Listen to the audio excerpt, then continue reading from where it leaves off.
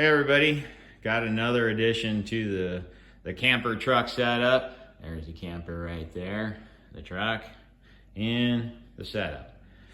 This is a bike rack, new bike rack, heavy duty by OvrlndUp. This OvrlndUp rack is beefy. There's all made in the USA. It's got nothing but aluminum and stainless on it. There's no plastic whatsoever on this unit that's ever gonna wear out. This thing will never wear out, and it's one of the few racks that you can find that say that is rated for off-road. I haven't fully off-roaded my truck yet. You know, the suspension's there, but tires and wheels still need to be changed out. But I have taken it down some serious dirt roads and things like that already. I had a previous rack that was a Swagman that just didn't handle it, and it also had a frame mount attachment where it touched the frame, and by taking it down fire roads and things like that, it just started wearing the paint on my new bike. I got heavy bikes. I have two e-bikes, mountain bikes that, you know, weigh 50 pounds or so a piece, and the rack just wasn't handling it. So I went with this OvrlndUp. A lot of reviews online. There's a lot of pluses. There's one minus in my mind about it, maybe two, that I'll go over in this video. First, I'll show you how I installed it, which, you know, wasn't quite as easy as you'd think it would be. The issue that I had is the bike's installed in these trays, and the issue that I had is the handlebars up here were really close to my doors. You know, this comes up flat from the back of the truck, so it's not like most things that are tapered back. Most vehicles are tapered back and you have plenty of room for the handlebars. I did not have plenty of room for the handlebars, and I have pretty wide handlebars on my bike. And I only had probably an inch of clearance in between the doors here and the handlebars, which brings up one of the problems with this rack that I see. Or it's not really a problem, but it's one of the things you need to take in consideration is the way these things attach, or these arms come up. Well, I can't get it up without one hand, but you can see those things come up and they attach to the tires. They clamp to the tires.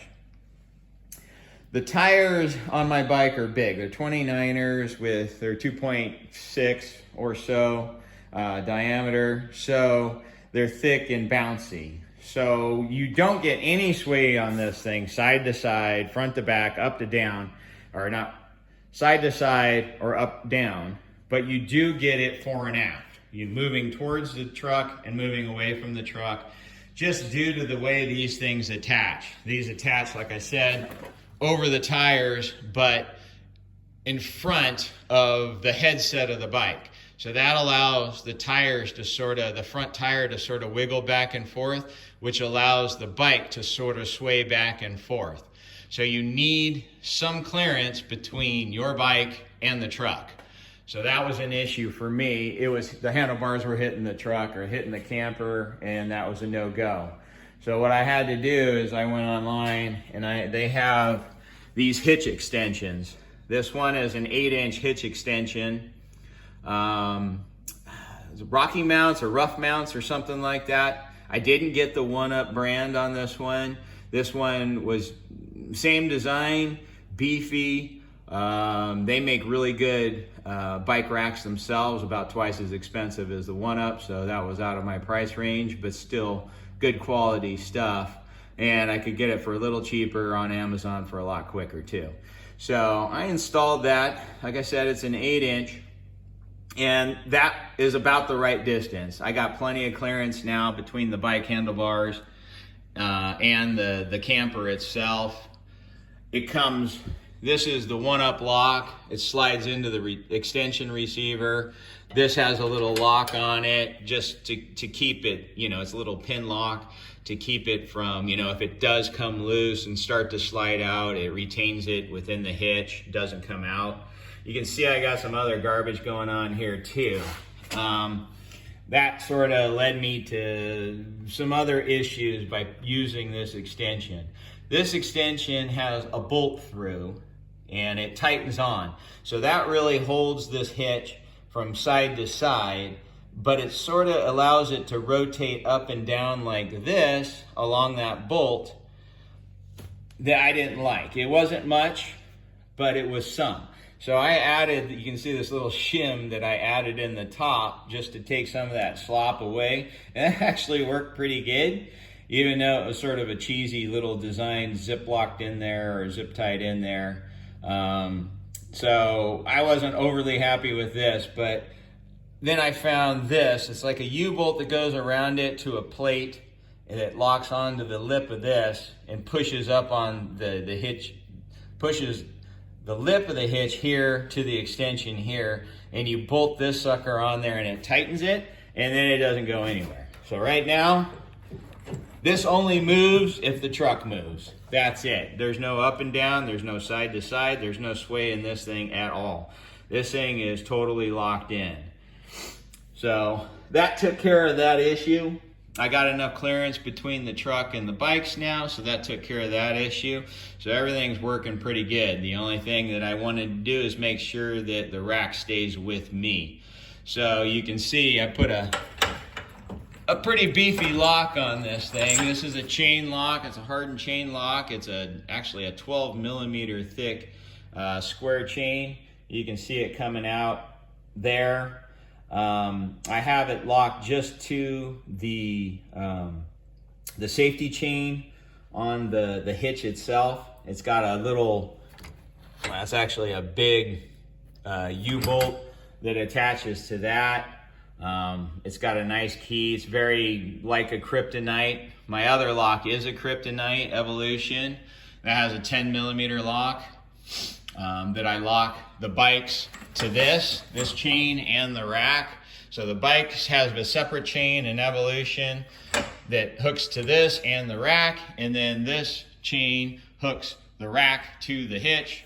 So nothing's going anywhere. Again, this is not prevention, this is deterrence. So I figured the bigger, nastier looking thing, the more deterrent, the more less chance that somebody's gonna even try and mess with it. And that's really my goal. I don't think there is a system that you can fully guarantee that nobody's gonna steal it. But I did see a lot of people on the internet that were using a U-bolt between the hitch and this and going around this piece here, and a lot of people were saying, well, they just take these 4 bolts out, 2 on either side, and steal the rest of the rack. That's the expensive stuff.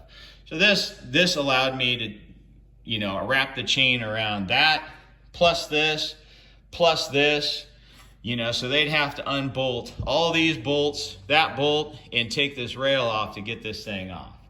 So again, it's about deterrence more than prevention, but I figured the more things that I can put on this sucker, the more chance it stays with me, especially when I leave it at a trailhead, take the bikes off and head down the trail.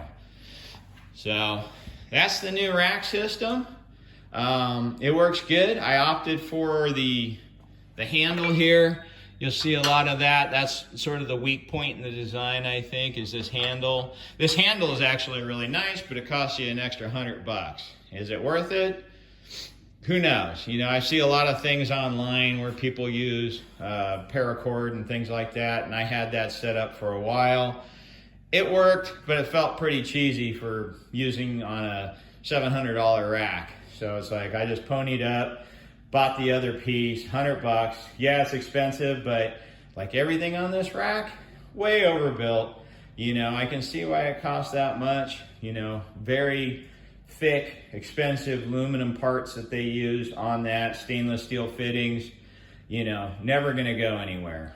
So, it's just nice to have it matching through the bike or through the rack, works with the bikes, everything's secure. Like I was saying, there is some fore to aft wobble in the bikes going this way just because you're locking down big rubber tires that have, some sidewall sway to it. One of the things I read online and that I've done that actually reduces that fore to aft sway is the front tire here. you do a Velcro between the front tire and the frame, and that holds that front tire from swiveling this way and that way, which allows the bike to go fore and aft. So that's something to try out for you guys that have that. It works pretty good. It does take a lot of the sway out of it. You're not going to get all the sway out of it with a 29er with fat tires, but it works pretty good. It does it well enough that it stays plenty far away from the camper doors, and even off-road, it's not a problem. So, guys have any questions or comments?